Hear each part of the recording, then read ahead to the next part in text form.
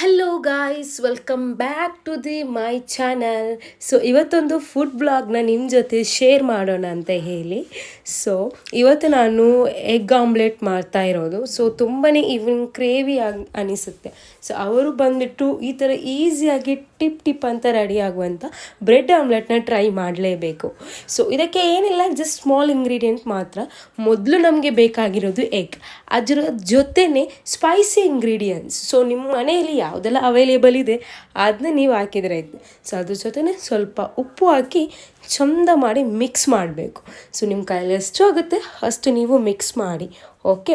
So ಅದಾದಮೇಲೆ ಒಂದು PAN ತಗೊಳ್ಳಿ, ಅದಕ್ಕೆ ಒಂಚೂರು ಅಷ್ಟೇ ಆಯಿಲ್ ಹಾಕಿ, ಅದಾದಮೇಲೆ ನಾವು ತಯಾರಿ ಮಾಡಿರುವಂಥ ಮಿಕ್ಸರ್ ಇದೆ ಅಲ್ವಾ, ಅದನ್ನ ಬಂದುಬಿಟ್ಟು ಆ ಪ್ಯಾನಿಗೆ ಹಾಕಿ ಆ್ಯಂಡ್ ದೆನ್ ಬಂದುಬಿಟ್ಟು ಬ್ರೆಡ್ ಹಾಕಿ. ಸೊ ನಾನು ಸ್ವಲ್ಪ ಆ ಕಡೆ ನೋಡುವಾಗ ಫುಲ್ ಕರ್ಜೋಗಿತ್ತು ಇಷ್ಟೇ. So that is so